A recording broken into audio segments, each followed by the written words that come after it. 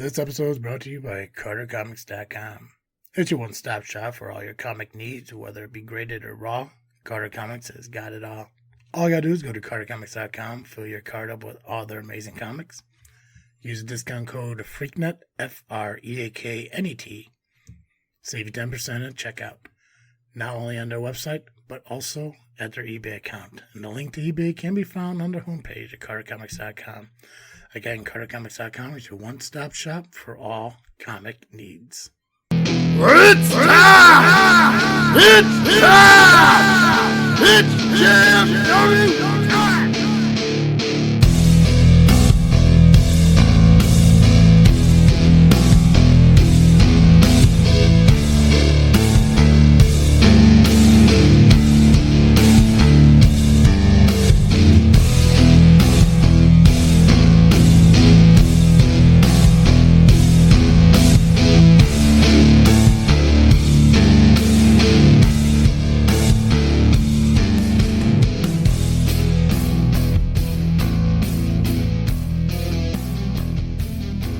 Alright guys, this is our time to step in the ring with the greatest faction in podcast history.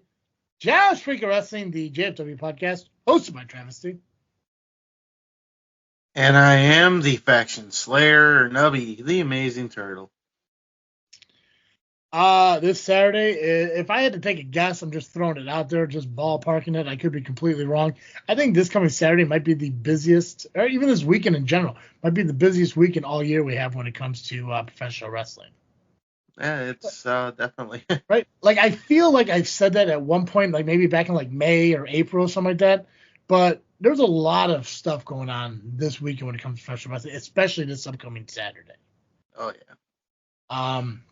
So we're going to run through some match cards. We're going to kind of take this show a little ass backwards as we did a couple weeks ago when we were talking about Southland Championship Wrestling stuff. We're going to talk about ARWPro first because there's a lot of stuff happening at ARWPro Wrestling. I want to make sure we cover everything. And then we'll cover the rest of the match cards, and then we're going to wait and talk about the results from ARW this past Wednesday at Black and Blue because a lot of things happened. Nubby was there. Nubby got to see it firsthand.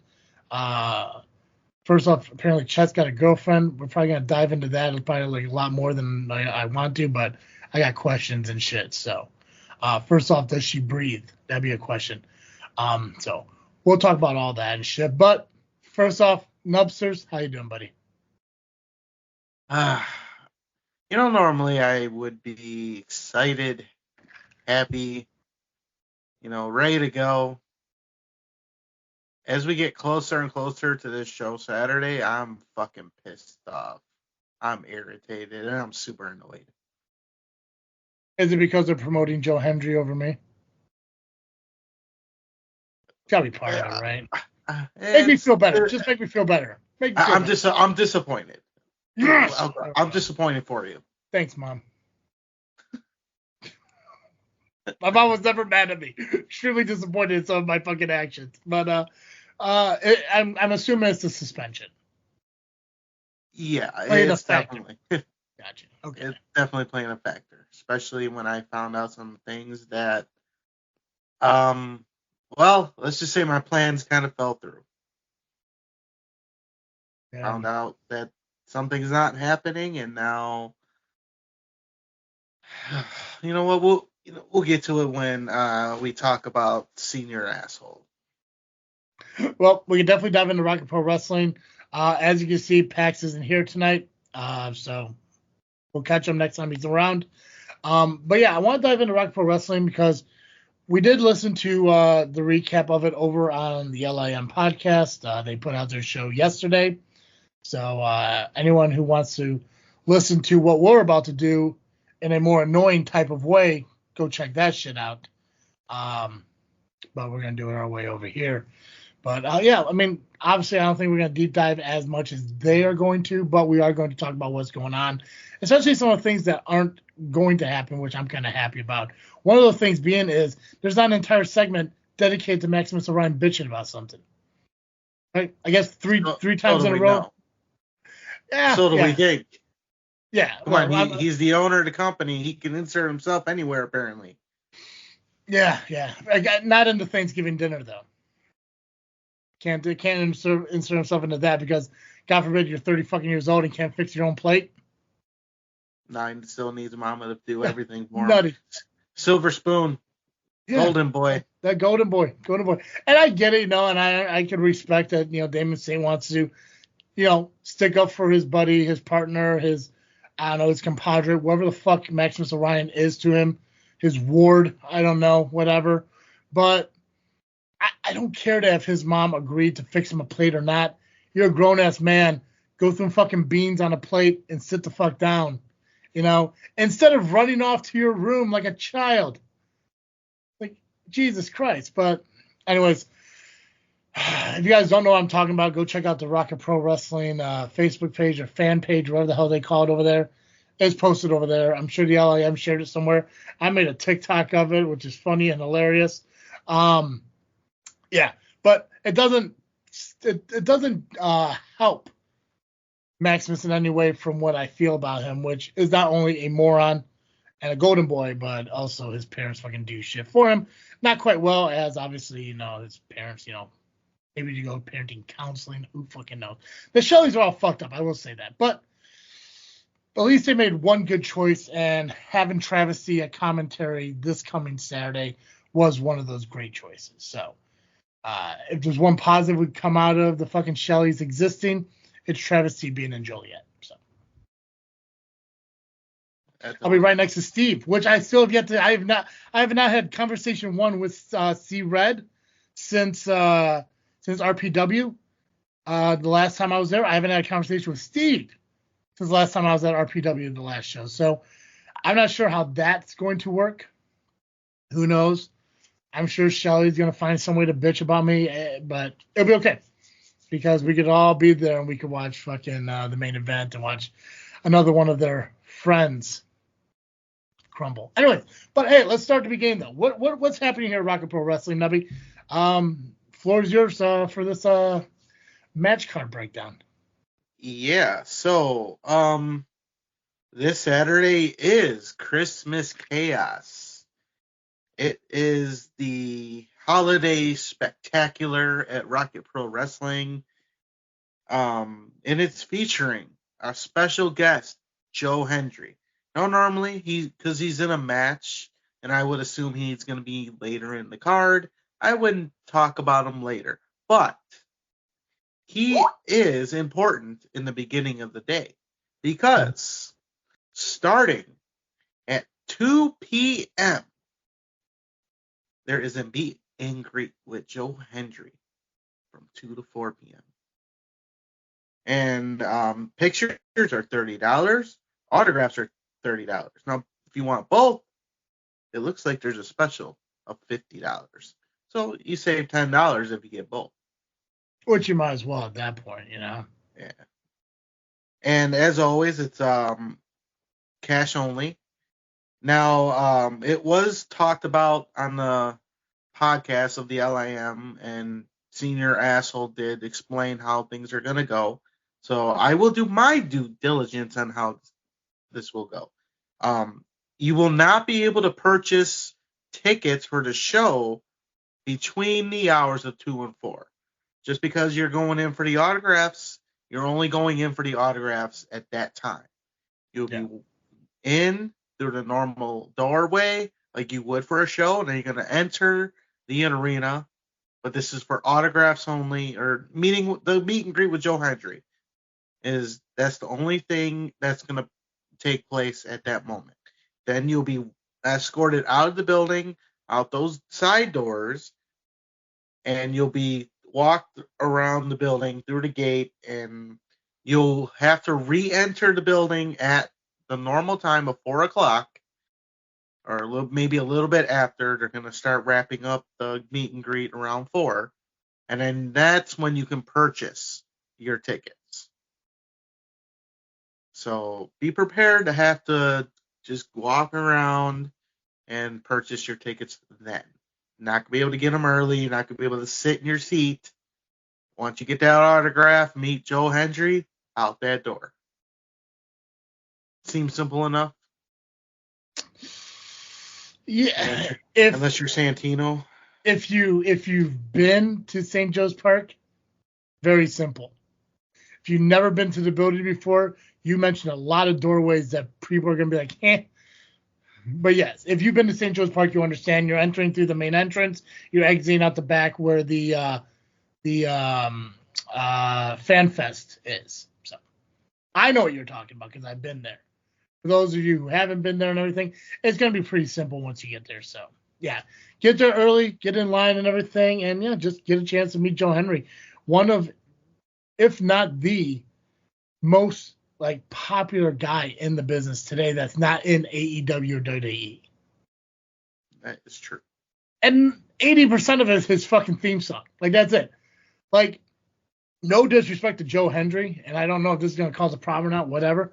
There's nothing really particular about him that makes him special.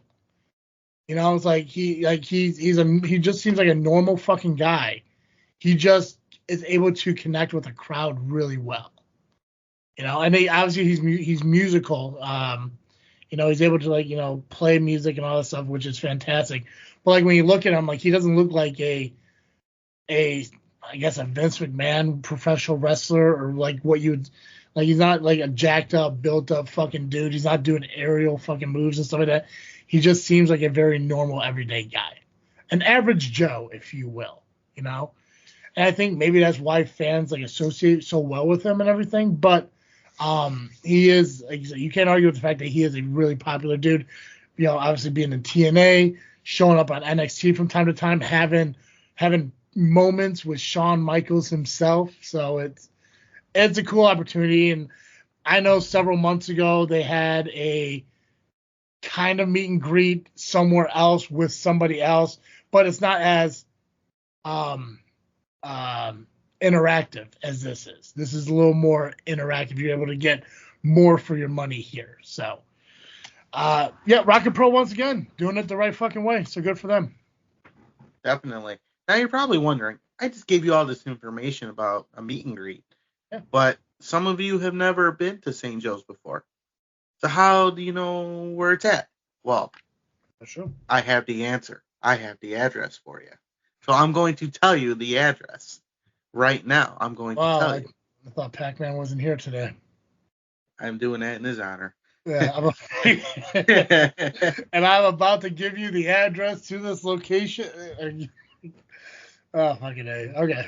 So it's at St. Joe's Park, 700 Theodore Street in Joliet, Illinois. Doors open for the show will be 4 p.m. Bell time is 5 p.m. General admission seating is $25, $35 for front row. All right. Let's start. Oh, you're also going to see the Windy City Ghostbusters, as they will be doing their toy drive again. I saw that picture that they have of the Ghostbusters, and I firmly believe that there are more Ghostbusters than they are contenders in the Battle Royal for that new championship. There's a lot of fucking Ghostbusters in that picture. Yeah, there is actually. Yeah.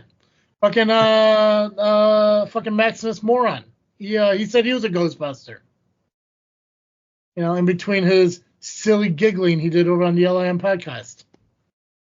Well, I don't see him on his flyer, so he must be a liar. That sounds about right. Nice rhyme there. Good job, Cena.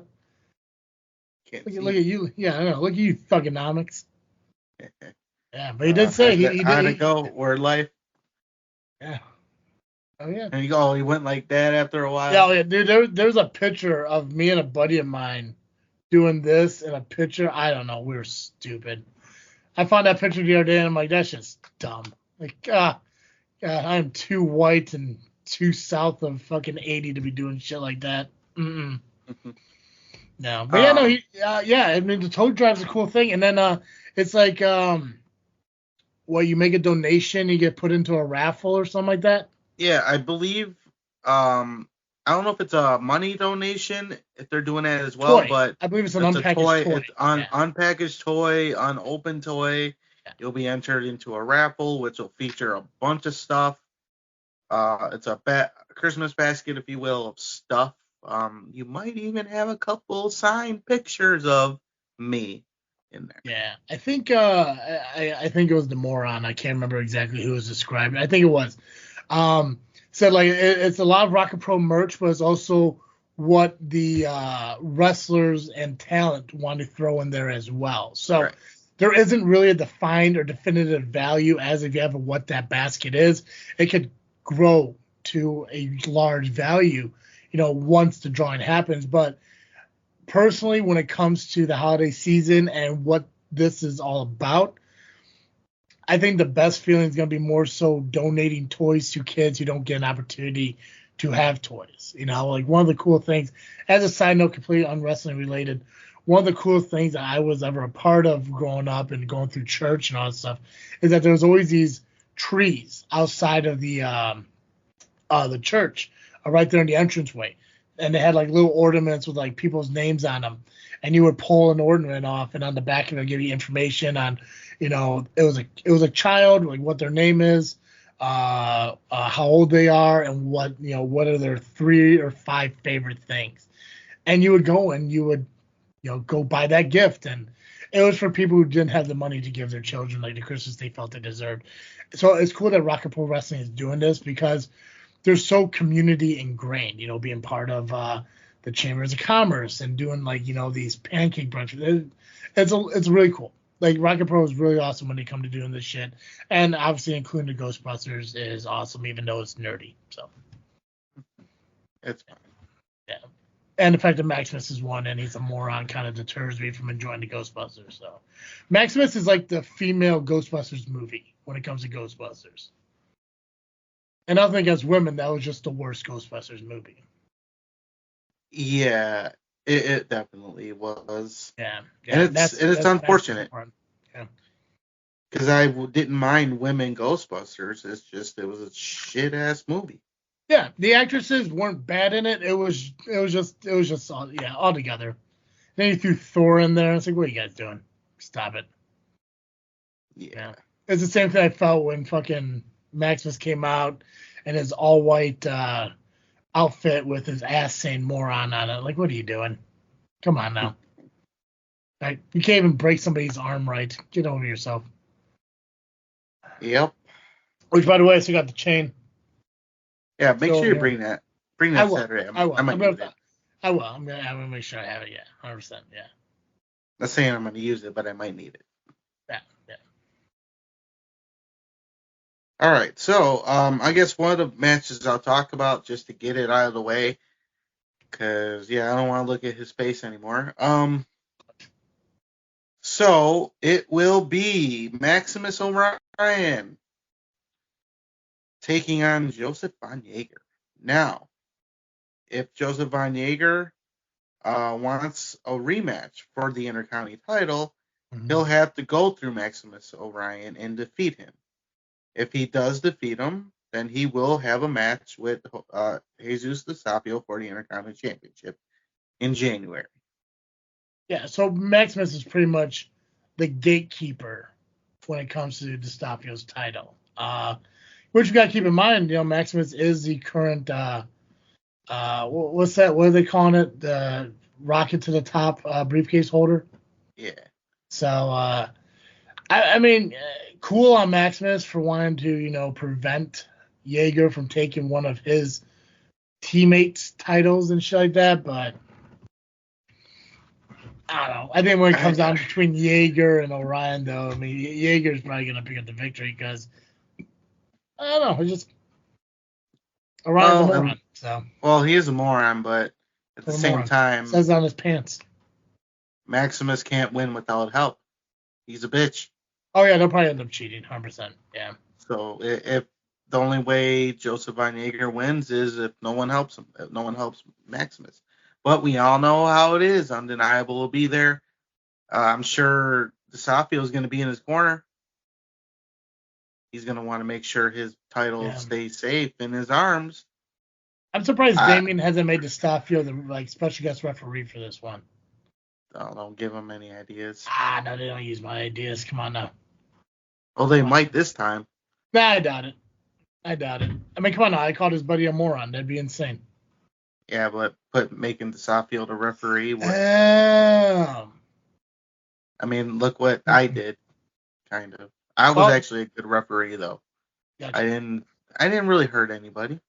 Oh, fuck no. After the match, I did, but that was okay. That's right.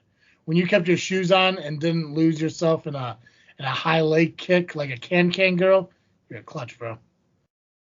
Well, I was wearing jeans that day, so it was fine. Because that makes all the difference.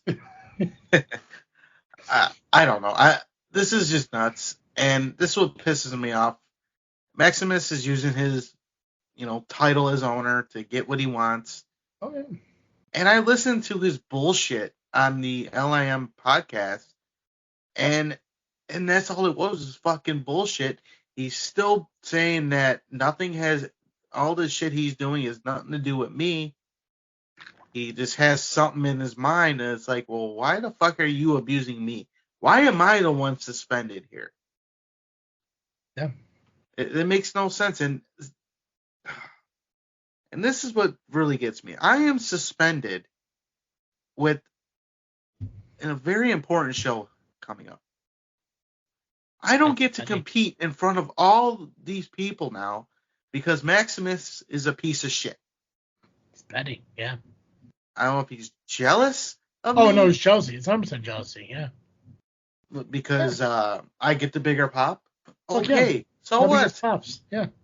And that's where it comes in the whole, being coddled his entire life. It's like, when you have Maximus Orion, when he has something to fight for, and he comes out, with his cloak and his 90s after school chick flick television theme song, and the lights down, and he actually has a Titantron that doesn't just say his name, but shows him doing every single fucking moveset 5 from The Undertaker and shit. He's good. He's happy. But he has nothing to fight for anymore. He has no place to be a hero for right now.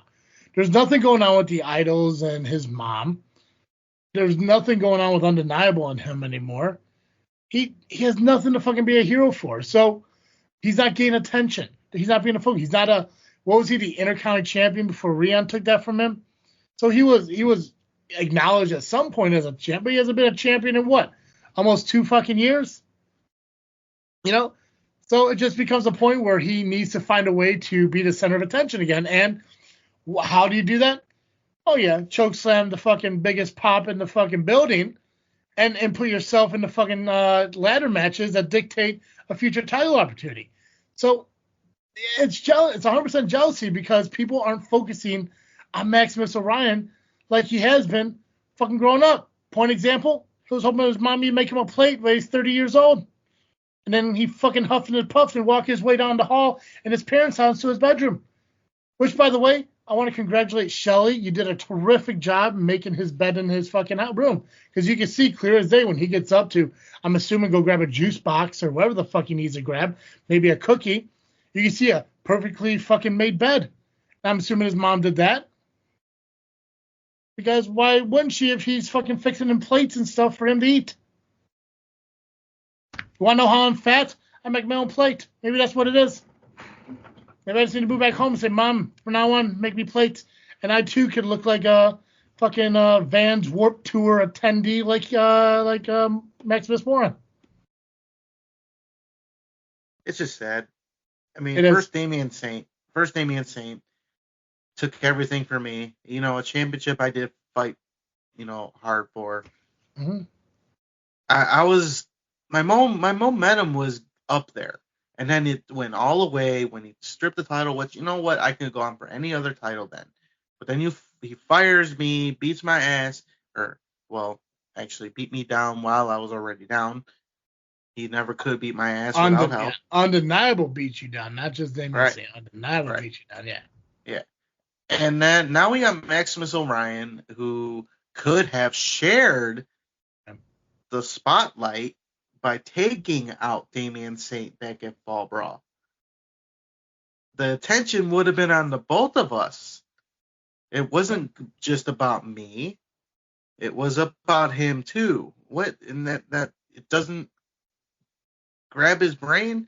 Or brain's not grabbing that? See what Maximus should have done is when you get to a certain point that where he was at, he just needs to reinvent himself and maybe comes out in like some kind of more of a biker gimmick, and he could ride into St. Joe's Park like maybe a scooter or a moped or some shit, and change the theme song a little bit, called himself Moderate Evil, something. I mean, it worked for The Undertaker, and clearly he's following in his footsteps a little bit. Now he's at the not the American Badass. He skipped over that, but now he's at the Big Evil part where he kind of sides with the boss and does shitty things, and he just says, "I'm not the bad guy. I am what you guys want me to be." It's like, So don't worry. Soon we'll get the fucking chick flick television show theme song, Maximus Orion back, and everything will be all right in the world. But for now, he's just a moron. So he's a moron with an ego, and and taking all of my life's work, all my hard work, and shoving it in the trash, throwing it in the trash because he's jealous. Yeah. We had different paths. I was going one way, he was going another. There was no crossing the streams, if you will. Fuck you, Maximus. Yeah. And and here's another thing that's really getting me. I mentioned it earlier. From what I'm understanding, there's no IPW showcase this week on this show. So I won't be doing any commentary. So am I even going to be allowed in the building unless I buy a ticket? But I also said I will never buy a ticket again as long as Damian Saint is in charge. I'm not putting money in any of his pockets anymore. Fuck that guy too. Oh, and either. Fun fact, I just noticed that if you mix up some of the letters of Maximus Orion, it actually spells moron. So, yeah. Speaking of mixing up letters, after we get through the ARWPro stuff, we got to talk about something that's Fourth Mother Box Jedi Talk related. Oh, yeah, I forgot their thing. Yeah, we got to talk about them. I forgot they exist. Well, because something was said on Instagram over the week, so I got to bring that up. Oh, you mean you don't want to talk about the fact that fucking Pacman was a turkey's butthole? Well, we could talk about that too. I'd rather not. The only thing I want to find out is who the fuck is this lady that assumes I'm out there blowing fucking Pacman? I don't know, but clearly that's untrue. I don't get it. Like, there's a picture of us, like, there's photoshopped heads of us on a turkey, and I'm on the head of the turkey, and Pacman's here, like, around the fucking open cavern, whatever the hell that fucking hole is, basically the butthole of the turkey. And somehow I get, her funny little pun saying, like, oh, Mike, Nubby's a fucking wingman. But I'm like, I don't get it. Like, how am I blowing fucking Pacman in this photo? I'm not quite sure what the hell is going on. Like, not that there's anything wrong with that shit. I know fucking Pacman would enjoy it. He'd have the time of his fucking life because I'd rock that shit. But I'm not fucking blowing Pacman. So, not how the fucking pecking order works in this shit. I'm just saying. It's not like I could have turned the turkey around and put it on the ass. It just, that's where the ass is. It's in the lower areas. Oh, did you make that? Of course I made the damn thing. I thought fucking Pax made that shit, man. No, I made that thing. I made that damn thing. Gotcha. Okay. The original one was supposed to be me and Jay on the legs, but I'm like, well, I don't want Pacman, between us. Like, we don't want to be. No, that'll just make all the jokes even worse. So I put B and J on the wings. And just kept Pacman at the ass because, well, he is the ass of the podcast. 100%, yeah, he's the butthole. He's the better idiot, the better That's butthole. Right, yeah. He's the one where he's where all the shit comes from. Fucking sound. Yeah, it was just so weird. Like, I'm looking at these comments, like funny. Like, some lady wants me to blow fucking Pacman. And like, listen, if she signs up for Patreon, I'll fucking throw her wherever she fucking wants. She wants to watch me blow a fucking dude. I mean, her expectations are really fucking high for what I'm going to do for fucking content. But, I mean, hey, whatever she's into, I guess. Who fucking knows? But, no. Wait, what? nonetheless, Maximus Orion's a moron, piece of shit, and I'm gonna kick his ass one day. I think so. I think you should show up Saturday and do it anyways. Well, don't buy a ticket, just fucking walk in. Don't buy a ticket, just fucking walk in. Beat his ass. Say fuck him. That's why I said I'll bring the chain. As I go through this card, you're gonna notice something very interesting. Okay. Let's see if you pick up on it. All right, so another match, we have Rafael Quintero making his ARWPro debut as he takes on Gunner Brave. That's a big good match. It's gonna be solid. It kind of seems like Gunner's been taking on the debut. He was in a triple threat last month where two stars debuted in ARWPro Wrestling. So it's almost like Gunner's becoming the measuring stick for who's going to be around in ARWPro in the future. Right, and it's Chuck Jordan's kind of like the one, making things happen too. Because instead of him being the one to face Gunner like a coward, he's running scared, so he's letting other people do it. But this one will be probably one of the best matches in ARWPro this season because Rafael Quintero should be on TV right now. 100%. Dude's solid. In a short amount of time, he has rocked the Midwest. He may be a bigger star than Axel Rico at this point. Well, Quintero, he had a lot of I can't remember who did he lose the title to at CSW. He didn't lose the title. Who did he win the title from at CSW? Inestra. Yeah. When I saw them at Mr. Bill Classic, to me that was match of the night. Okay. I mean, regardless of all like the nostalgia for Windy City, those guys fucking tore the house down. They were fucking good. And I know that they kind of like ran that shit back for a few months in a row because they just couldn't seem to get away from each other. Like there was just a feud. They were so intertwined to try to figure out who was the better man. It was very close to Carmelo Hayes and Charlotte Flair's husband. Why am I forgetting his fucking name? Who's Charlotte Flair's husband? Yeah, Andrade. Their best of 7 series. It was very similar to that. Like they just could not get away from each other. But no, he's fucking good. That's going to be a great match, and I can't wait to call that one. Because you are going to call that one. I'm going to be there. I'll be there. Yeah. ARWPro doesn't want to fucking throw me on a fucking poster and make an announcement on shit. But yeah, do it for fucking Joe Hendry. Why the hell not? Say his name, and he will appear. Yeah. I believe in Travis T. Cut me a check. I'll show up.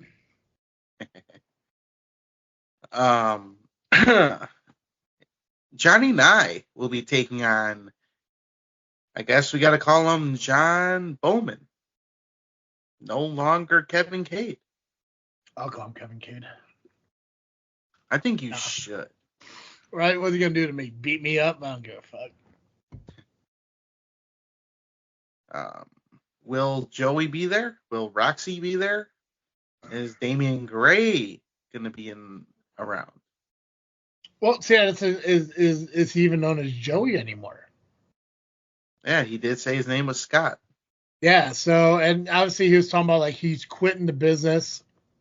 Haven't really got much more since then, so it's going to be interesting to see if he's going to try to get any kind of retribution, because right now he just seems so fucking broken.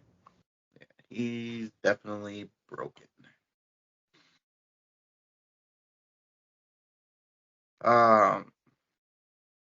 Let's skip that one. Skip that one. Steve Michaels is going to defend his championship in an open challenge. There you go, Nubby. Show up. An open challenge against Vacant. There we go. Yeah. There's your opportunity, Nubs. Step up. Take it. Take that opportunity. I mean, what are they going to do? Tell me no? Right, yeah. It's an open challenge. Like, you weren't told you couldn't be in it. Right. Just because I'm suspended doesn't mean anything, honestly. What are you going to do? Nothing. They want to suspend you again? Think about it. Yeah. I mean, they just bounce. They just negate both of them at that point. It's a double negative. I mean, security is not going to throw me out because they are LIM after all. See, there you go. Right. Finally, the LIM's useful for something. Other than keeping you connected to Maximus Moron in the sense of your brotherly bond for Team Suck Squad. Oh, yeah. I hate Maximus right now, but I do agree with him on one thing. I will not sit through another fucking trial. What's done is done. Yeah, that's kind of it. It's over. I'm at that point where a trial is not going to do anything. Maybe you just have to walk away from the LIM and quit. That would be just too easy. Yeah, I know. It would have been easier if you just didn't join to begin with. Like I said, you shouldn't do, but, because I didn't say bye to you, apparently, okay, I got you. It's fine. Yeah, That's fine. That's fine. You're like the impressionable teenage girl who takes Molly in the locker room at a fucking dance just because you want to fit in with the other bitchy little girls. But that's cool. It's fine. It's fine. It's okay. You're good. You're fine, man. As far as I know, man, you're like in the celebrity wing of the LIM group. It's like they'll acknowledge you, they just never fucking invite you to shit. Are you in the intro to the podcast? No, and I wasn't even invited to that podcast either. No one told me. Wild. God, they're like Power Hour over again. When they need some fucking bump and fucking views and shit, they'll fucking mention the Amazing Turtle, but never invite him on, dicks. You always got a home here, Nubby. Well, speaking of dicks, go ahead. I was gonna say, even when you eventually hate me and realize that I'm a horrible fucking person, you're still welcome here. Well, speaking of horrible people and dicks and bitches. Speaking of horrible dicks. Horrible dicks and bitches and everything else. Ryan Matthews, who is the Outer Limits champion, will be teaming up with his bitch friend, Eric Schultz, who is the Zero Gravity champion, and they'll be accompanied by Bounce Check J-Beck, the keyboard warrior himself. They'll team up against Sam Knight and Aaron Stone. It's going to be interesting because, Stone and Knight, they were opponents last month, right? Yeah. Yeah, so. No, they weren't. They weren't. Sam Knight, Maximus Orion. Who else was in the ladder match? Damian Gray. Okay. I was getting somebody else. Yeah, I was given the previous year mix. Okay, never mind. We're good. Okay. Well, obviously, Sam Knight's having issues with the Undeniable, and they're part of the reason he doesn't have that briefcase himself. And Stone's history with the Undeniable goes back to when I first started showing up at Rocket Pro Wrestling, back when he had to win the title against the fucking Outer Limits champion, So, who was awarded Quinn Whittick's fucking title opportunity. Right. When Stone cashed in the briefcase, supposed to face Quinn. Quinn unfortunately wasn't able to attend.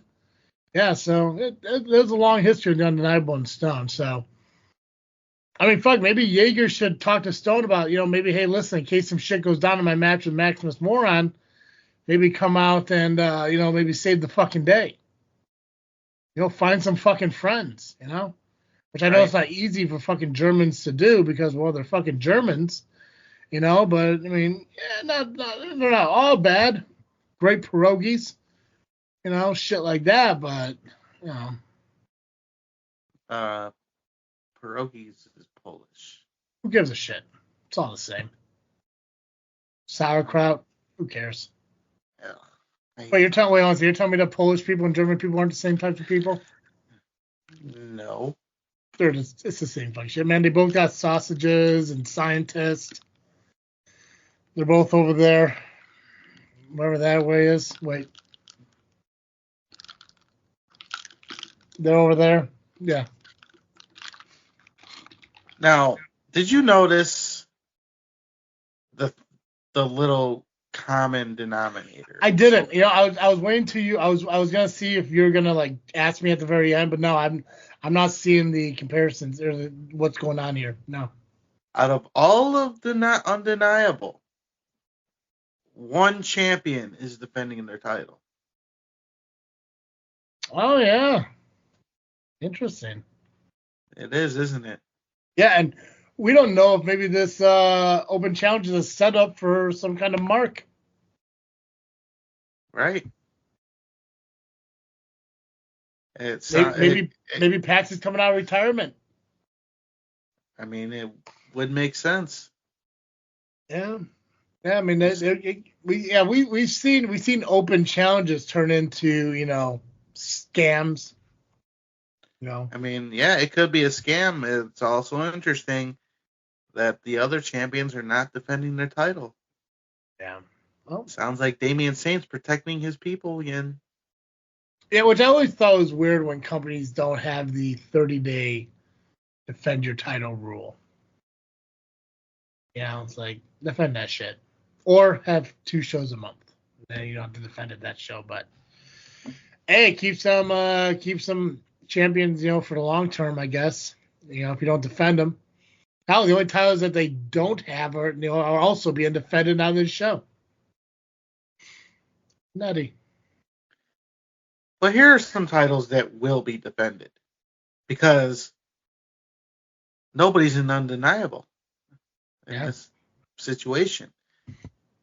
It will be the tag team champions, the 3 rings, Sinister and Machine, accompanied by Ringmaster, taking on the number 1 contenders, Skylar Reed and Rion Skills.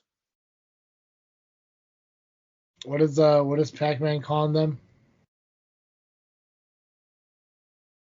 I don't know. Can't remember. I know it's something stupid. I mean, it's clever, but it's stupid. I don't know. It doesn't matter. 3 rings are gonna win. I mean, that's kind of fucking obvious. It was brought to my attention that I made a mistake in my commentary during the tag title match a couple months back.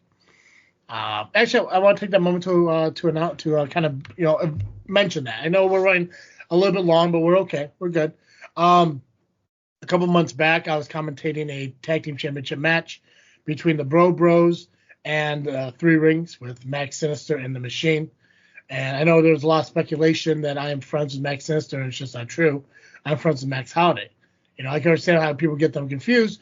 They're both Maxes. They both have long hair. They both have fantastic beards. And they both happen to kick people in the fucking face. So, but they're 2 completely different people. I can hang out and hug my best friend, longest reigning 3-time SCW heavyweight champion, Max Holiday. I'm not saying I ever did hug him, but you know what? If he came in arms wide open, I'll fucking creed him and, you know, hug him. Band, not James. You know, but I'm saying. During my commentating, I happened to mention after Max Sinister kicked Bro's face through the back of his skull, I said, I've never seen my friend kick anyone that aggressively. And that's not true. I'm glad that was brought to my attention. I must have said that in the heat of the moment. It was totally incorrect. Max Holiday's boot named Sue has the most aggressive kick in the business. So I don't know what I was thinking by saying that. It wasn't right. It was wrong of me. And I already talked to Max about it. He's forgiven me because we are best friends. Longest reigning SCW 3-time heavyweight champion, Max Holiday. So we're good. We're square. We can move on from this.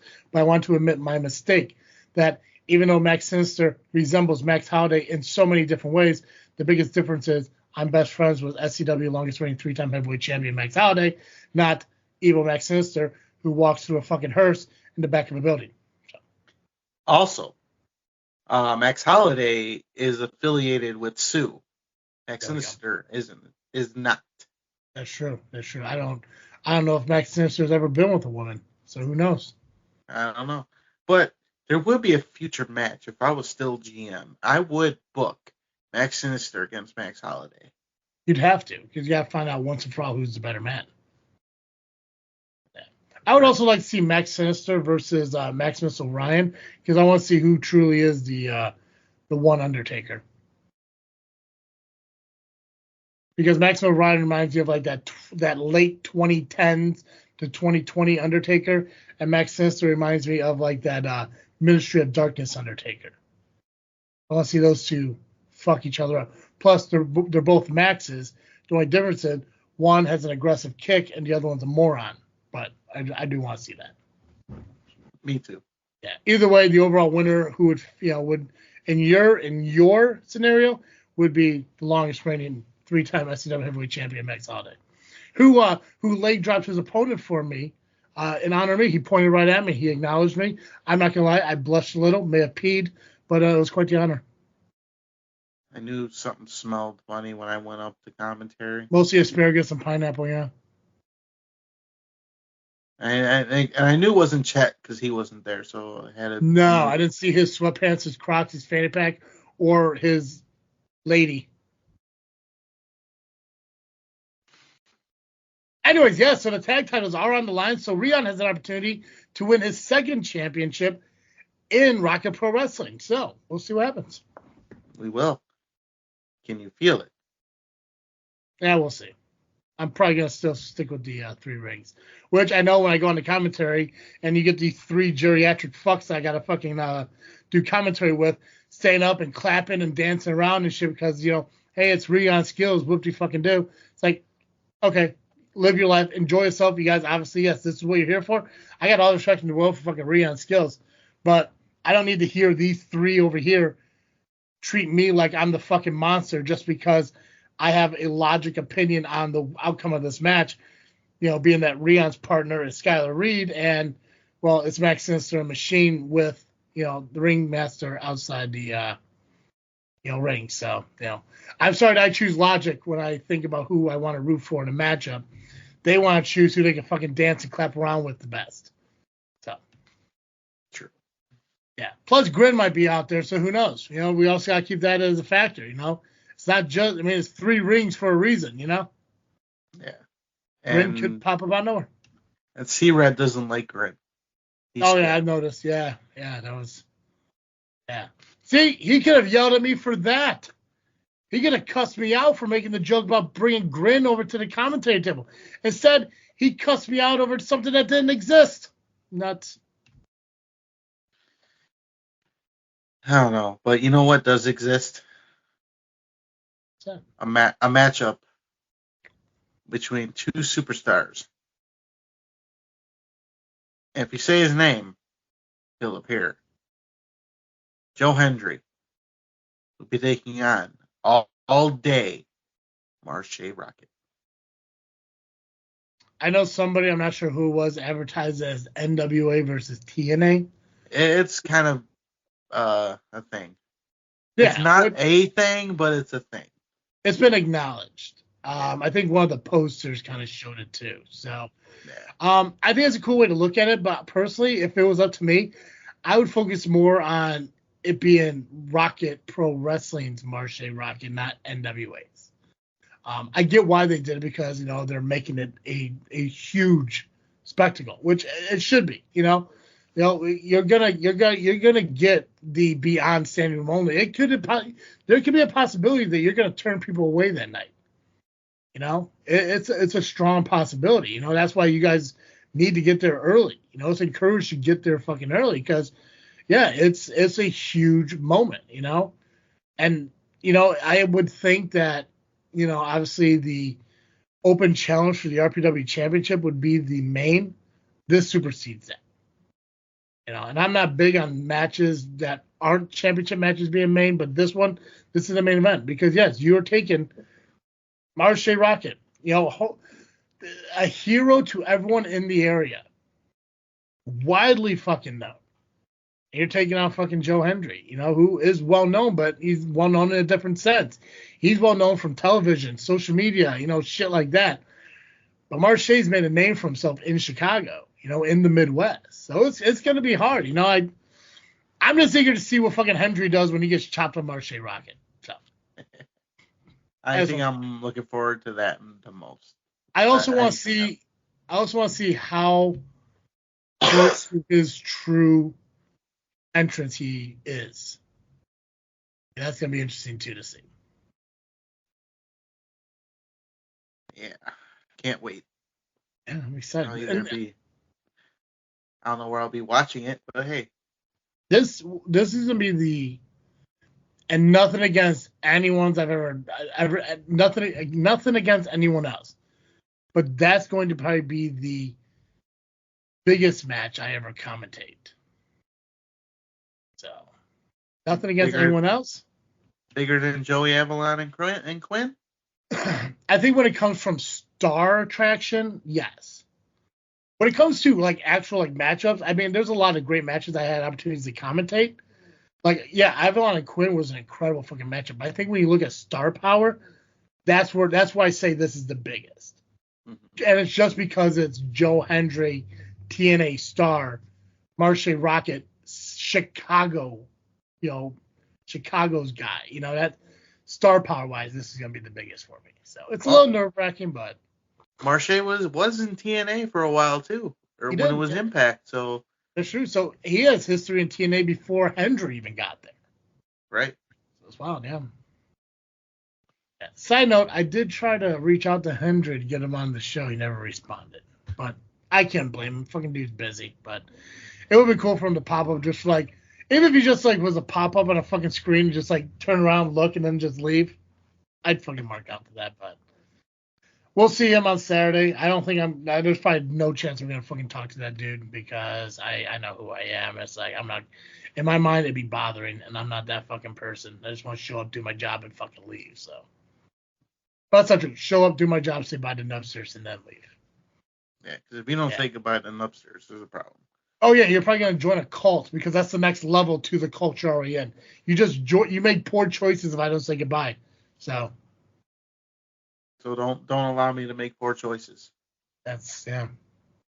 Or I just don't say hello. If I don't say hello, then I don't have to worry about saying goodbye. That is also true. I just be like a fucking ghost. So. Way to be logical. But yeah, that is the card for Christmas Chaos, which takes place this Saturday, December the 7th at St. Joe's Park. The meet and greet for Joe Hendry is between 2 and 4 at St. Joe's Park, 700 Theodore Street in Joliet. The show itself starts at 5 p.m. Doors open at 4 p.m. for that. Again, you do the meet and greet, and then if you want to watch the show, you got to come back in at 4 o'clock to buy your ticket.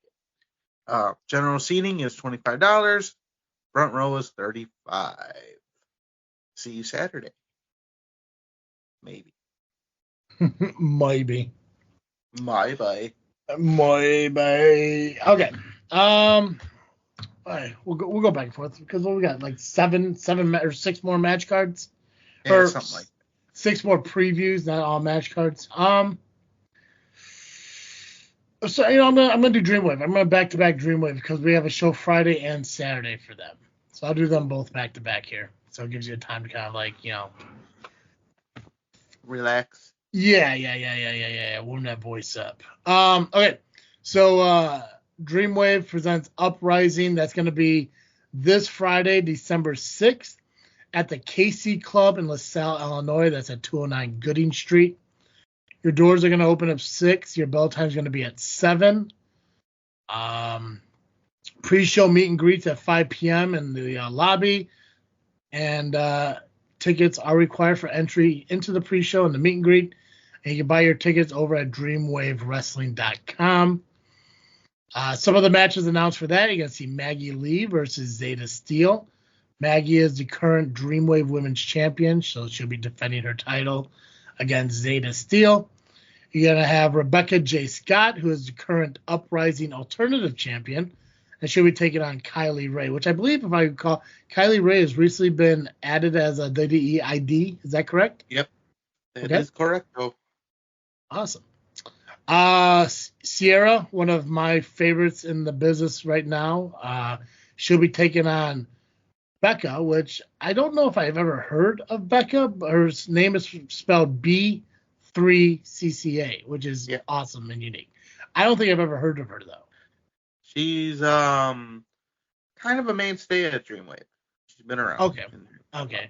So maybe I've heard her. I just never really acknowledged the fact that it says Becca until you look at the name. They're also going to have the first ever Good as Gold 30 Women's Rumble. Some of the participants in that is going to be Brooke Havoc, Erica Demia, Maya World, Freya the Slayer. Becca will be in that as well. Shelly Benson is going to be make an appearance. J-Rod, Zamaya, Amina Belmont. Amina Belmont. What the hell's wrong with me? Shaza McKenzie, Nixie XS, Ivy Malibu, Ashlyn Alexander, Gabby Forza, and Heather Monroe are just a few people who are right now announced for the Good as Gold Royal Rumble.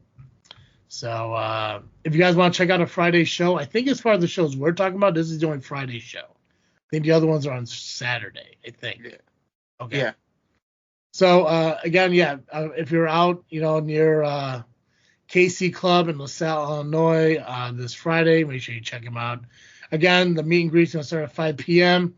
Doors going to open at 6, and bell time's going to start.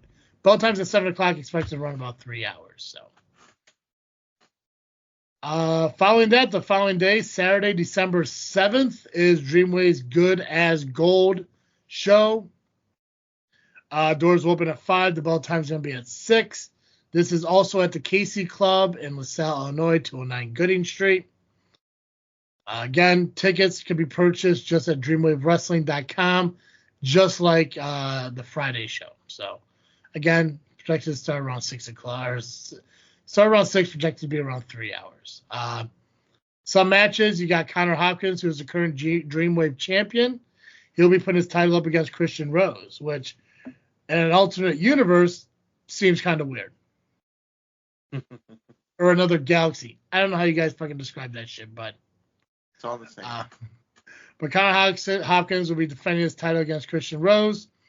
You got the Dreamwave Alternative title being defended in a 4-way match with current champion Marcus Mathers taking on August Matthews, Stephen Wolf, and Davey Bang. Dreamwave Tag Team titles are going to be defended as current champions The Hype will be taking on the new guys.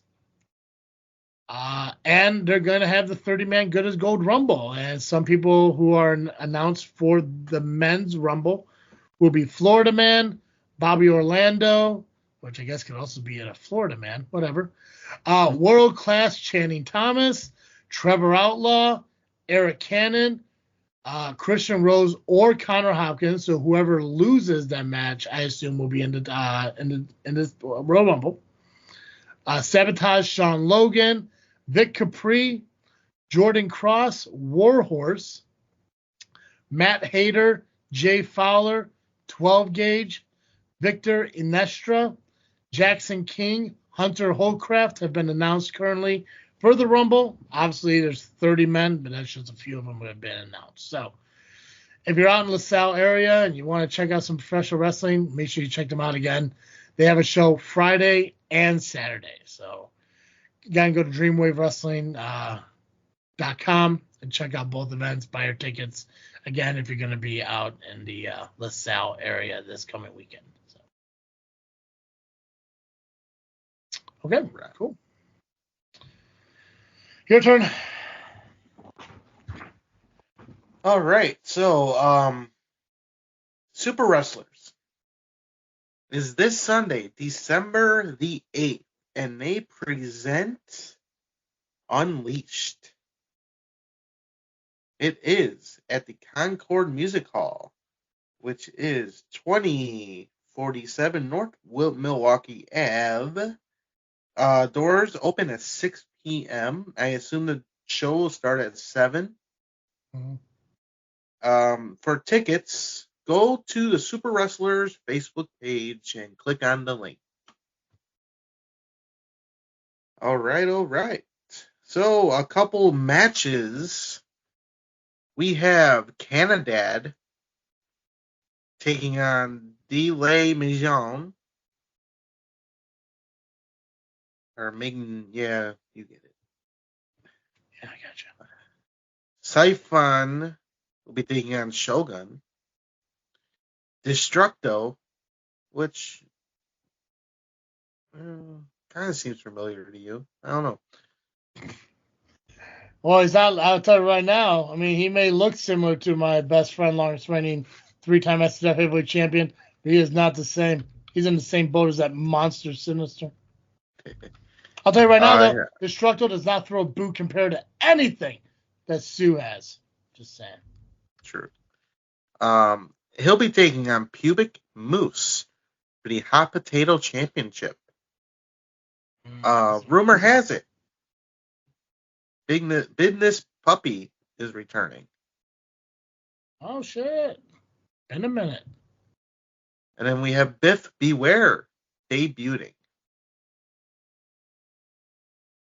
And that's it as of right now. If you go to the Super Wrestlers Facebook page, there's some videos that can get you up to speed on what's going to take place.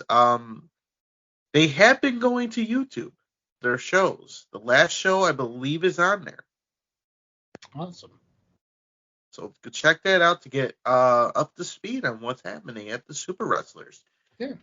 If you have a hard time finding their YouTube channel, if you go to the JFW Podcast YouTube channel and scroll down, it's right there on our homepage, along with all the other YouTube channels that are along with the shows and companies that we talk about on here. So There you go. yeah, subscribe while you're to us. Yes. If you want to thank us for finding an easier way for you to find the Super Wrestlers, subscribe to us. We appreciate that. It's easy. It's easy as pie. Yeah. Yeah, 3.14. Yeah. Super Wrestlers again this Sunday, December the 8th at the Concord Music Hall, 2047 North Milwaukee Avenue in Chicago, Illinois. Doors open at 6 p.m. Again, bell time, so 7 p.m. I can assume. Tickets, go to the Facebook page and click on the link. And that's Super Wrestlers. Midwest Championship Wrestling also has a show this weekend in Ottawa, Illinois. Join them for the action-packed night of live pro wrestling featuring Midwest Championship Wrestling at Skydive Chicago. Again, that's in Ottawa, Illinois on December 7th. This Christmas holiday season, MCW is teaming up with St. Jude's Children's Research Hospital to bring joy to the kids in need for the holiday season. Bring a new, unwrapped toy to the event and help them light up the faces of children this Christmas. Your generous donation will go directly to the kids at St. Jude's, being hand-delivered by MCW wrestlers themselves. Don't miss out on the thrill of pro wrestling, and together, y'all can help spread cheer to the children leading into the Christmas holiday season. Tickets available to this show can be purchased through the link on their Facebook page. Just search Midwest Championship Wrestling, Illinois. Their logo is the state of Illinois with the American flag and saying MCW across. There are multiple MCWs, but if you want to find this one, image of Illinois, American flag, MCW. If you haven't been to an MCW show, Skydive Ottawa is at 61350 3215 East 1969th Road. Oh, yeah, I forgot. So many fucking numbers. Okay. Let's see here. Tickets currently are $20. We're going to see Robbie Reeves and Stone Ambrose take on FXB and Lizardman. You're going to see War God, Eris Creed take on Wildcard Chris Mercer. Trent Wrigley's going to take on Juice King Joey Pearson. AMB's taking on Sky High Xavier Sky. More matches to be announced, more matches to occur. Those are the only ones that have been announced right now. Let me find you guys the time because they're not. Oh, I did some post it. Stupid. I think it's like 6 or something, but it's not even on the flyer. That's nutty. Anyways, I think normally it starts at like 6 or 7. I don't fucking know. You know what? I gave you all the information I have. Here it is. Boom. This Saturday. Look at me. I almost just gave up. 7 o'clock. So I'm guessing the doors are going to open around 6. So get there early, get your tickets, get in there. And, yeah, bring an unwrapped gift. Let's continue to help out children in need and families who, want to give their kids a decent Christmas. The Ghostbusters, that's not St. Jude. That's a completely different thing, right? I think so. Okay. Irrelevant, but, just curious. Got you. Yeah, so that's MCW. All right. Before I get into Ultimate Combat, just a special announcement for Chicago style wrestling. Hopefully you are listening to the show before midnight tonight. Otherwise, it'll be Tuesday and you have missed out. There is a $5 off general admission seating special until midnight tonight. Just go to the ticket link at Chicago Style Wrestling to get $5 off your general admission. But you only have till midnight tonight. Tell you what, Nubby, because we're team players and shit, how about I run through POWW Entertainment and you could share that on our social media real quick?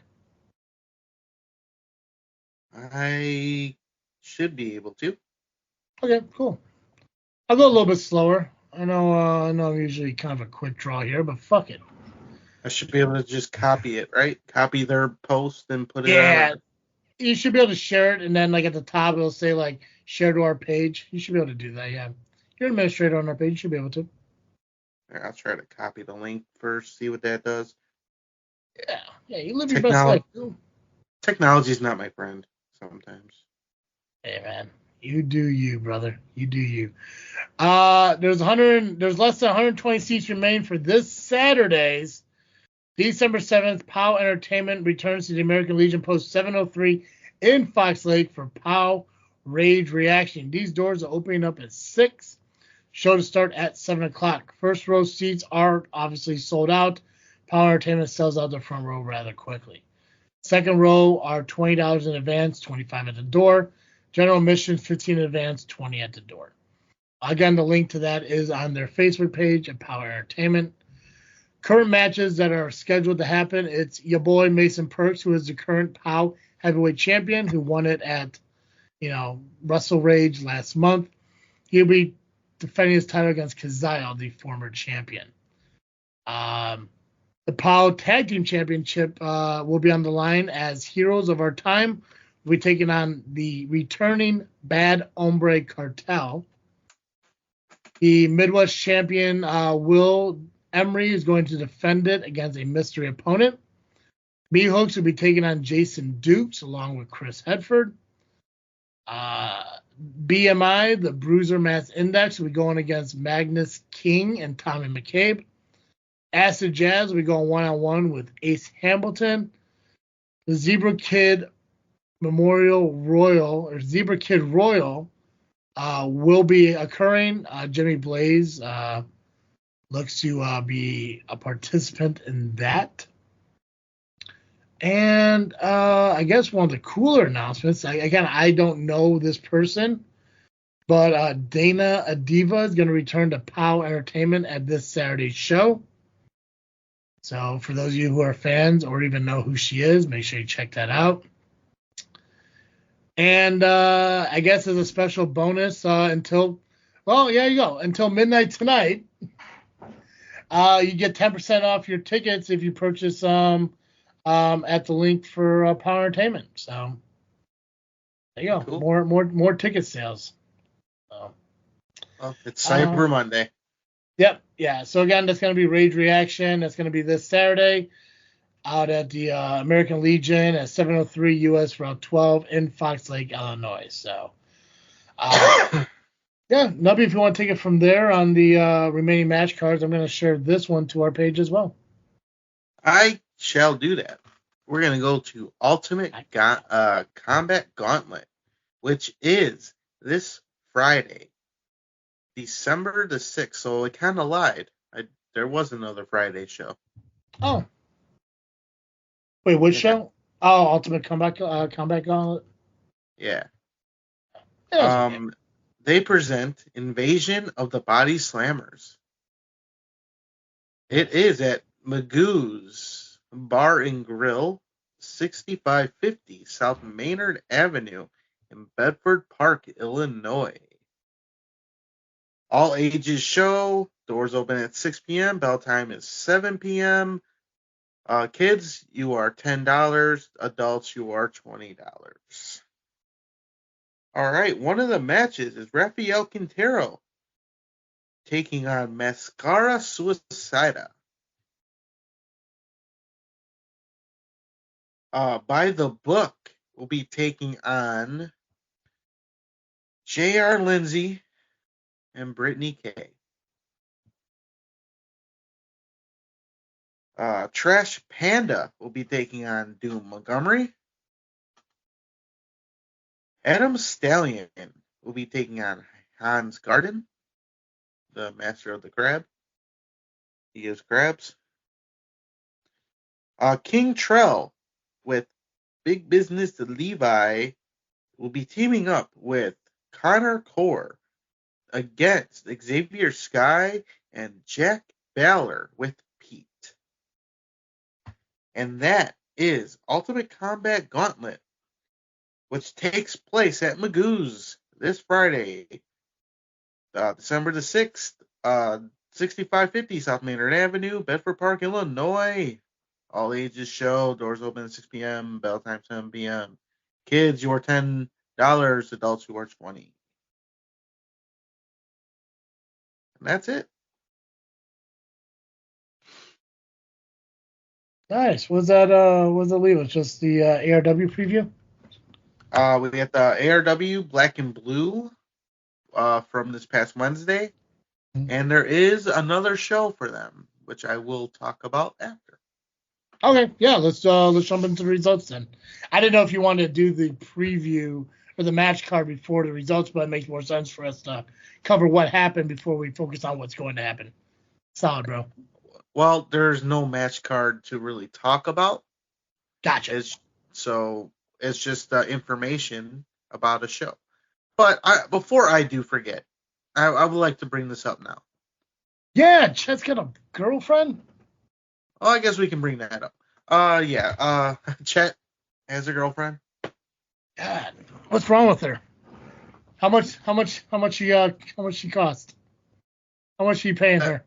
That is the question everyone I know, right? was asking. Yeah, right? I mean, good for him, in all honesty, but I mean, just like, come on now. Fucking dude rocks sweatpants and Crocs and shit. I mean, that just goes to show. That's why fat people can't find love. Actually, that's not true at all. Not one single 600-pound life dude. No. Never mind. It's just my personality. Anyways, what did you want to talk about, Nubby? Well, speaking of 600-pound asshats and no personality, Kyle, on Fourth Mother Box. Yeah. Hey, Kyle. Said something about our podcast being called Just Farts Podcast or something. I don't know. Something irrelevant. But there's something that was posted on social media that wasn't by Kyle. It was by Brad Hughes of Jedi Talk. Is that the guy who wore the pink shorts in the lawn chair?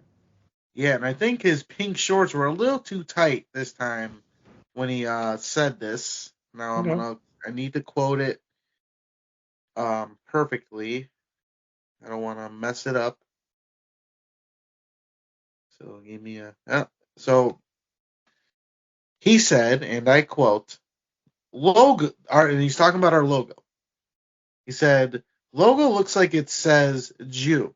They can't even make three-letter legible.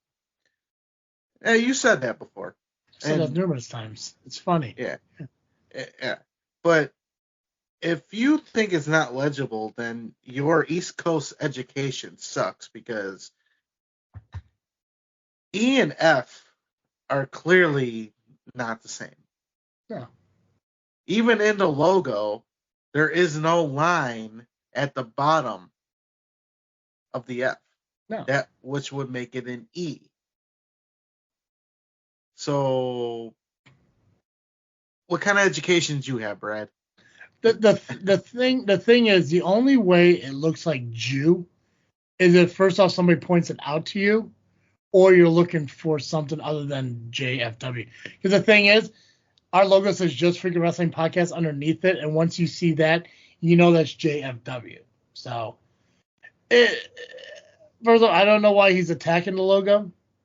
I mean, at least our logo doesn't depict words and verbiage from something that currently exists from pop culture and shit, like Jedi and shit. That's why we don't get sued, and we don't get cease and desist orders, and we don't get people coming at us and everything. But unless you're looking for Jew in it, you're not going to fucking see it. You're going to see JFW because that's what the expectation is. It's so even if Just Freaking Wrestling wasn't written there, if you look at the logo and not glance at it, it's an F. Mm-hmm. You know, I don't see another line. So, where's the education at? Yeah, he's dopey. And does he live on the East Coast? Yeah, that's why I said the East Coast education sucks. God, yeah, fuck yeah, idiots. I mean, I think he's from one of the Carolina states, so that explains everything. Oh, gross. And then he moved to Florida. So it was a little bit better. But still, where's your education at? Know your ABCs. You might have to write them out all over again. Sing the song if you want to. It helps. Yeah, don't get me started on that song, man. Apparently they changed it. It's different now. Something doesn't surprise me. No, but yeah, I mean, I don't know. I don't know what Brad's issue is to begin with, but listen, all I've done is fucking give them an opportunity to be part of a, social media content creating team. But fucking shit on us. What do I care? Fucking Fourth Mother Box does it. I don't. It's whatever. Yeah. Does our fucking logo look like Jew? If you're looking for it, yeah, sure. But I mean, at least it doesn't fucking say World Wrestling Entertainment Podcast. So it's not talking about McMahon Talk Podcast. It's just maybe it doesn't like original shit. I don't fucking know. And its shorts are on too tight. I think so. Yeah. Maybe I should just put John Cena Podcast or the Undertaker Podcast, or I don't know. Maybe not been original and said, oh, let's just call it Wrestling Talk. No, Kevin, because Wrestling Talk would be too fucking original. It'd have to be like Stone Cold Talk. Because they're not even fucking Jedis. What the fuck? What are they doing? Jedi Talk. Like, I can't even think. I don't know Star Wars, so maybe it's funny in some kind of fucking way. But I don't get what is Jedi Talk supposed to be? I mean, where's the pun? Don't know. I mean, they're not fucking Jedi. Just because you own a toy fucking lightsaber doesn't mean you're a fucking Jedi. I don't understand. I don't get it. Also, they got Jed in their fucking podcast, and it's probably why I can't stand them either. Because it's too close to Chet. Now, Kyle, you're not off the hook. You still suck. Oh, fuck Kyle. No. This has to do with Kyle in some way. Like, Kyle's involved in this in some point. Yes. It's Kyle's fault. Yeah, because Kyle decided to fucking do a podcast on his own and shit. No, it's, yeah. Still not. Still two people heard it. Yeah. All right, what happened to ARW? Or besides Ched having a girlfriend. That's fucking wild. I did watch. I did watch a couple of the matches. I watched a couple of the highlights of a couple of matches. I did watch the Evans match, and I have one question. I have one question about that. Whenever we do get to it, and we will get to it. It's kind of a negative towards Ennis in a way. By the way, I love Ennis, but there's definitely a negative comment I have towards him. But we'll get there when we get there. All right. So the show started off with a singles match as Lunatic took on the debuting of Crux. But you know what? Solid to open up like that is interesting. The debut is an opener. Yeah. Oh, before that, before the show officially started, Donovan decided to come out and belittle the crowd for about 5 minutes of boring shit. Shocker. Fucking shocker. But Crux got the win over Lunatic. So what a way to debut, get a win over, a vet in the business. Doesn't always happen. No. I mean, usually when you get to like wrestle a veteran, it kind of gives you like a hey, welcome to the business mentality. It's not so much a hey, let's see what you got. It's more of like let's see what you can handle. Mm-hmm. But no, like you said, I mean, to take on Lunatic, even though Lunatic's not full-time active and stuff like that, I mean, he's still a tough fucking dude, Even behind the goofiness of the poopa-choo and pretending to pee on people and drinking water out of Braun's mouth or vice versa, whatever the hell they do, he's still a tough fucking dude. So. He's still peeing on reps. Yeah, I believe that. Jay Thunder took on Danger Mask.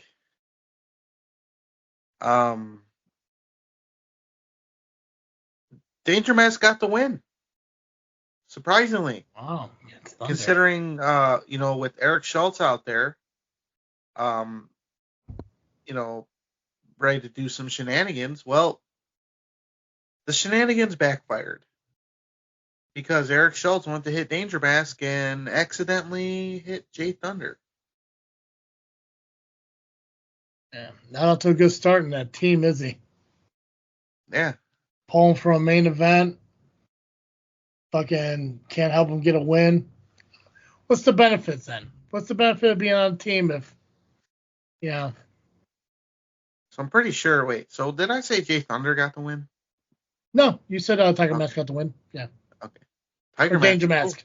Yeah, wait, it's all the same. The Danger Mask or Tiger Mask? Now I'm confused. Danger Mask. There is a Tiger Mask. There is a Tiger Mask that exists, but gotcha. Danger Mask picked up the win over Jay Thunder. That's what you said. Yeah, due to Eric Schultz, accidentally hitting Jay. Which is weird because you hardly ever use the term Jay Thunder lose in like the same sentence, unless there's shenanigans. Which we saw obviously him lose against Damian Gray when Damian Gray put him out with chloroform. So. Yep.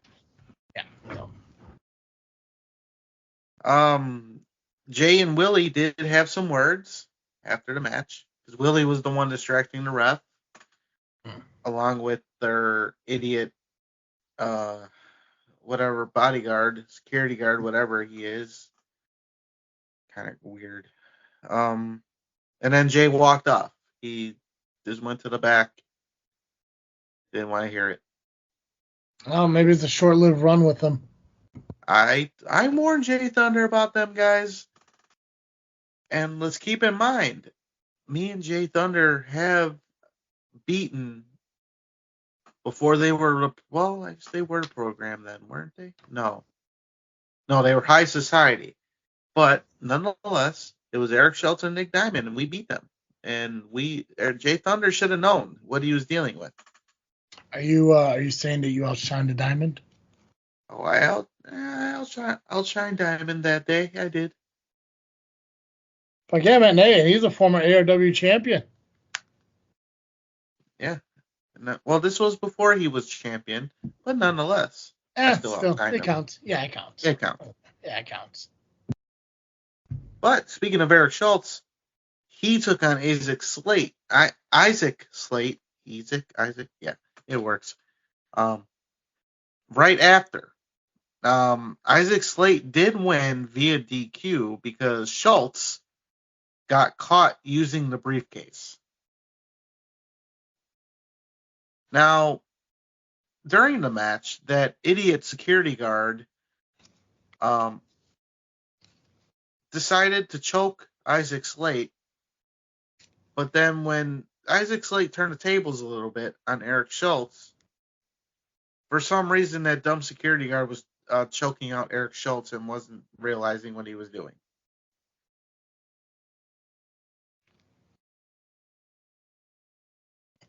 I don't know if he's blind or he's really that stupid. He was just told to choke, and he's like, all right, sold. But then Schultz attacked Isaac, but only to be stopped quick by Joey Boom Boom and announced that if the program the program will be banned from ringside during the main event.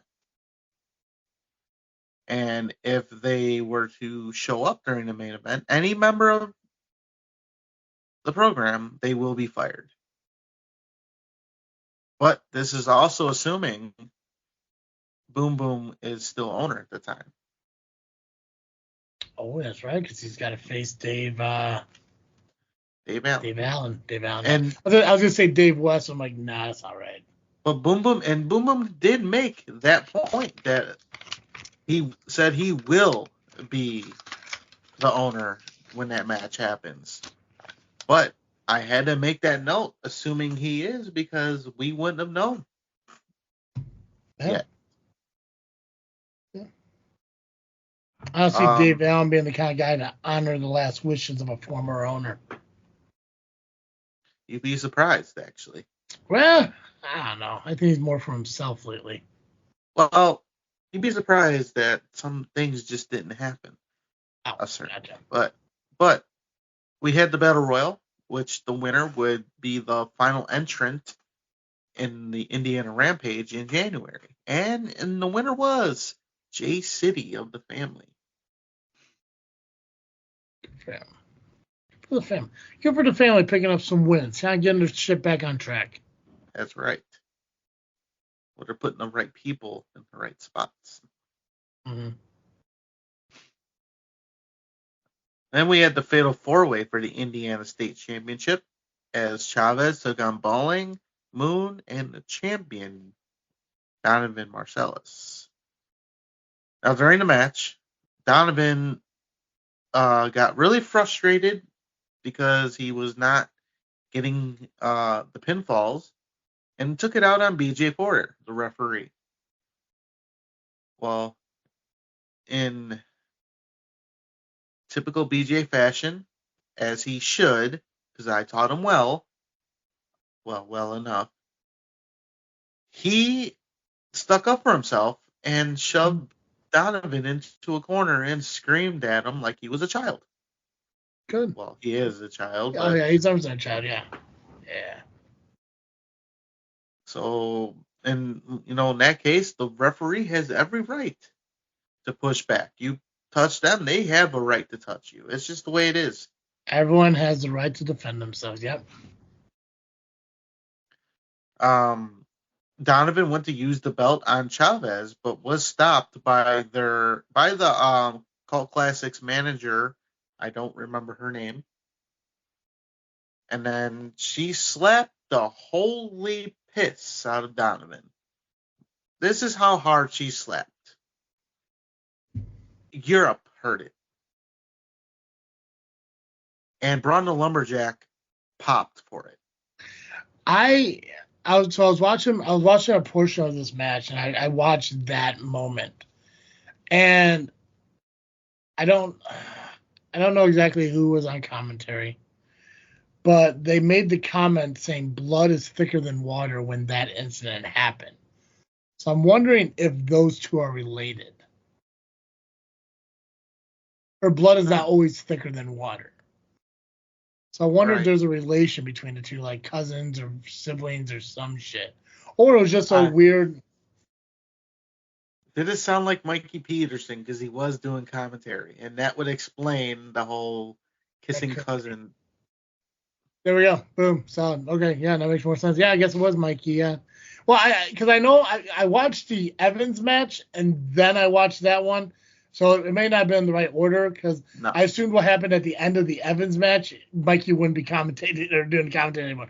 But now that you mentioned it, does kind of sound like Mikey. And yeah, I mean, I guess when it comes down to cousins and stuff like that, yeah, I guess to him, he doesn't mind jumping into the, gene pool, if you will. True. That fucking mouth breather. Thanks for listening to the show, though, buddy. Appreciate you. Sorry what happened at the fucking, at the end of that Evans match. We're not there yet, but we will get there. The tag team titles were on the line, and we have new tag team champions in the family. Muggsy and Michael Morris defeated the Match Brothers. Yeah, which at first I thought was kind of interesting how they're kind of mixing up the team. But knowing that J City won the Rumble opportunity or that 30th slot, I mean that could be projecting him onto maybe a singles title in the future. So, I mean I think it worked out in their favor because if the family was to lose, then their theory on maybe mixing things up to get the win, would be invalid. Side note, what was the name of Ivan's team? AFA. AFA. I think I have a theory on what it could be. Because they haven't announced what it stands for yet, right? Right. Okay. So here's my theory. And I do not know. I haven't talked to anyone. If this is it, I may fucking retire from fucking podcast on professional wrestling. Because it's a solid fucking guess. So, you know the expression fuck around and find out? Maybe AFA stands for always fucking around. Right? That I can see. Right? So I don't know what it is. I still have to have a sit down part 2 with Ivan.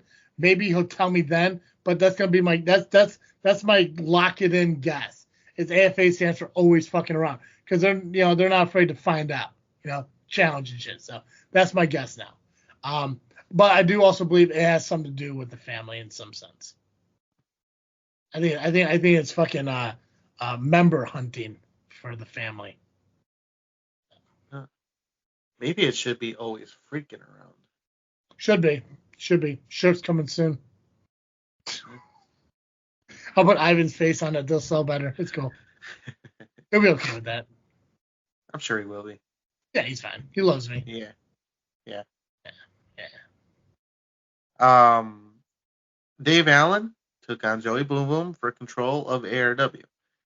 And now, in the beginning, Dave Allen came out with a chair and sat in the chair in the middle of the ring and told Joey, just hand it over to me now. We don't have to fight.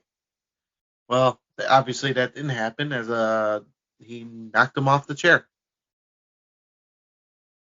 It kind of looked like the one time this dude Vince that me and Tom know, he got kissed by a girl once sitting in a chair and then he fell backwards. It was that's what it kind of looked like.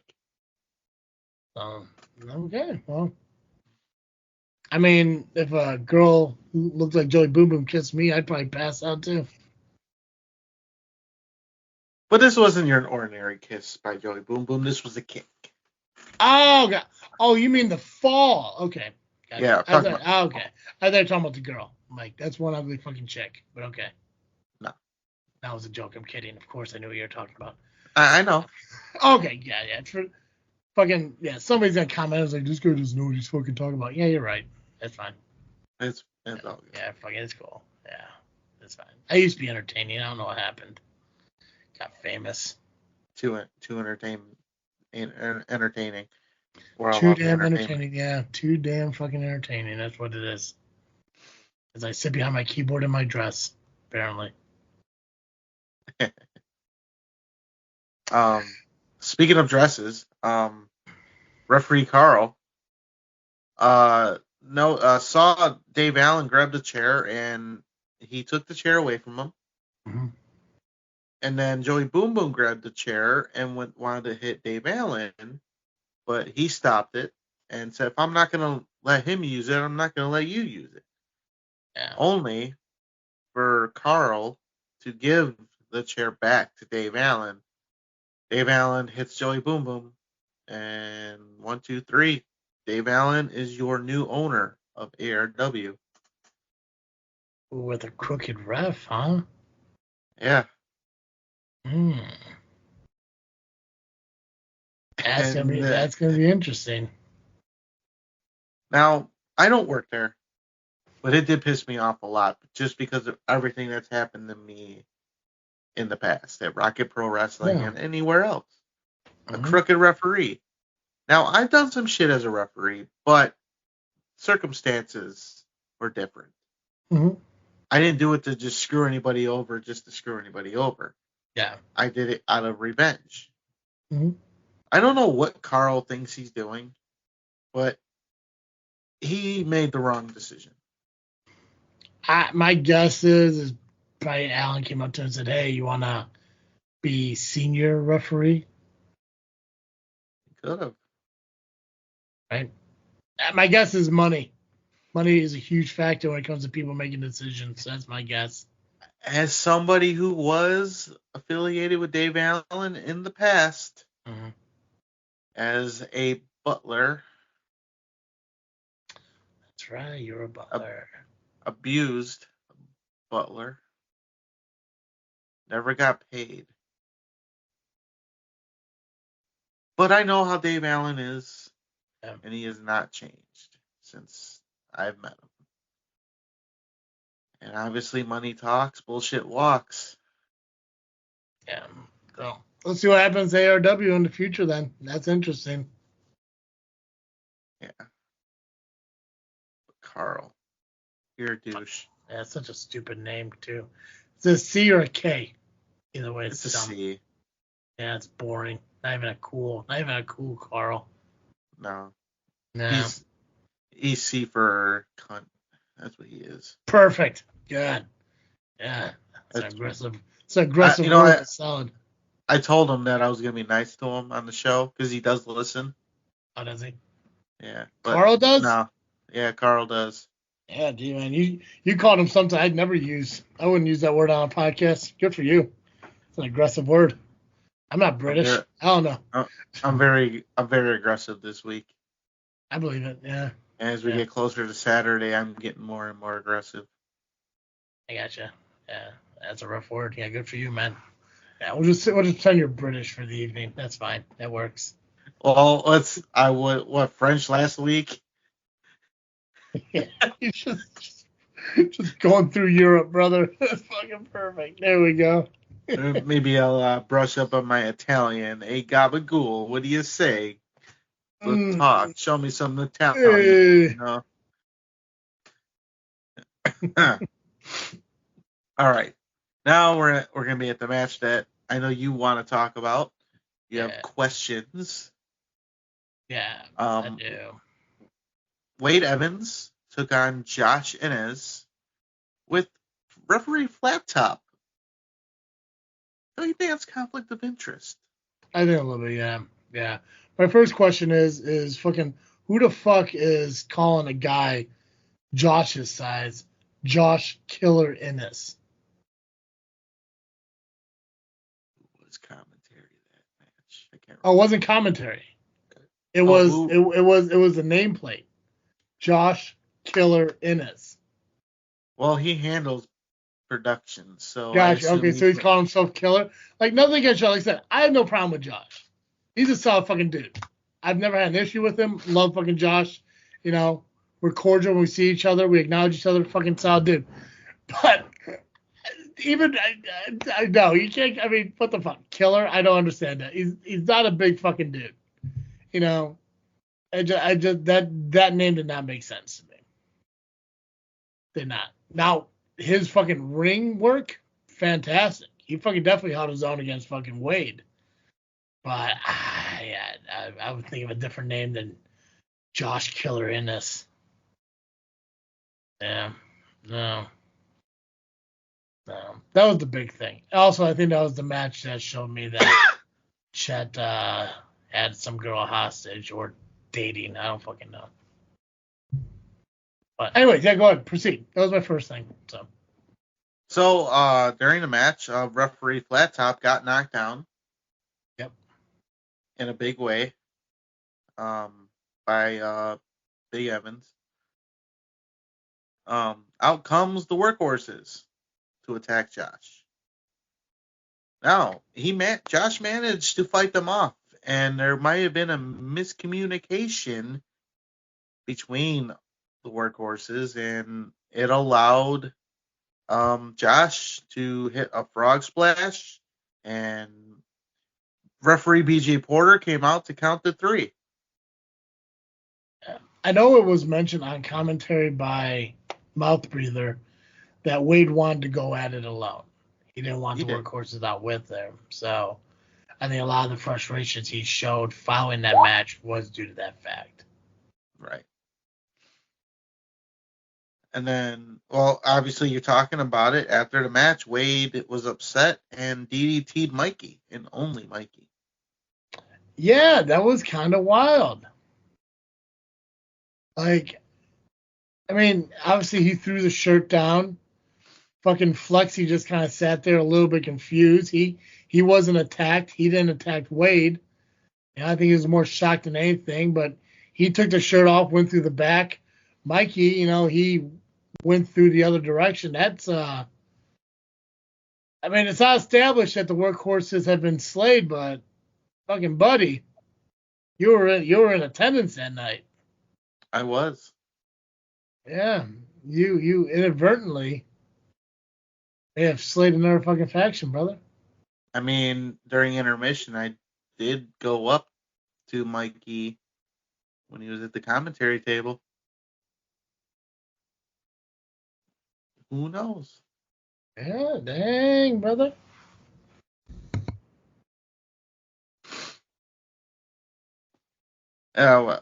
Dave West was up there too, and there was a kid, talking to him, and I go, "Hey, kid, kick Dave West in the knee." Did he do it? No. No. He wanted to, though. Unless he did it after I walked away. But. Gotcha. Okay. And then after the show, I saw Mikey, and he says it's bullshit. And then that's all he had. I mean, he probably doesn't even know what's going on. I'm sure Wade didn't stick around to have a conversation about what he did. Right. None of them wanted to talk. I was going to get an exclusive, and it didn't. And none of them wanted to talk to me. Oh, they're just petty. Except Mikey, he says bullshit, but then he didn't give me a chance to get my camera out, so Yeah, I should have just got it out beforehand. Yeah, to have it straight up and down. No, I'm learning. I'm learning to turn it now. My guy, fucking hero. He definitely. I have to remember, if I ever get interviews with the workhorses anyway, I have to go wide because they're big and ugly, so they need wide. They're fucking thick. Oh, I don't know if you saw it, but the shirt that Josh was wearing had a picture of Wade. Wide Evans. Wide Evans. Yeah. Yeah. I mean, I feel bad because I'm a thick dude too, but that was kind of fucking funny. It's okay. We're thick. We're allowed to say shit. That's true. That's true. All right. Now we're in the main event, which is the triple threat match for the heavyweight championship, as James Creed took on Greg Glover and the champion Nick Diamond. Now, during the entrance, Creed brought out a lunchbox, which was made or given to him by, your friends and my friends, Shauna and Cheyenne. Oh, that's right, because they like him over there. Yeah. That dipshit in Indiana. He wanted to show off the lunchbox, and he was showing what was in it to Greg Glover. There were a few items. I don't remember. Could have been a banana. Could have been an orange. Could have been a sandwich. But the one thing that I don't know how he did it, he had his own middle finger in the lunchbox and showed it to Greg Glover. How we got it in there, I'll never understand. Hey, man. Magicians never reveal their tricks. You know? Clutch stuff. But Greg Glover didn't like that too much, and him and Creed started fighting right away before Nick Diamond can come out. Oh. I mean, good for Diamond. You know, let two beat each other down and swoop right in. Well, he did eventually come out and went running around the crowd talking his shit. All of a sudden, he got distracted by one of the kids in front row, and that prompted Creed and Glover to go after him right away. And when they threw him in the ring, that's when the match officially started. So Diamond allowed a kid get in his head. Yeah, I mean, yeah, that's gonna happen when you have a massive ego. You know, you allow the smallest things to get to you.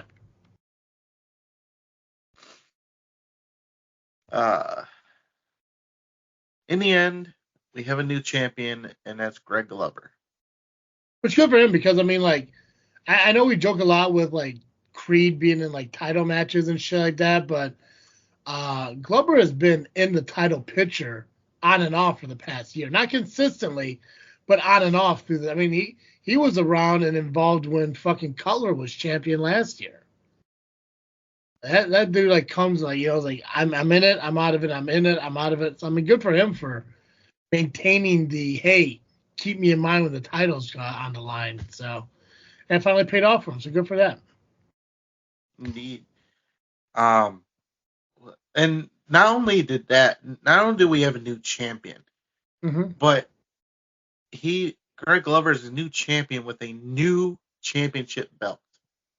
Really? New ARW championship. Oh, wow. Okay. So kind of like one more act. I'm sorry, what was that? I bet that stunned Creed a little bit. I think so. I mean, Creed got the new SCW title, so, I mean, can't be too butthurt about it. But the Golden Boy needed the other title, too. I mean. That's true.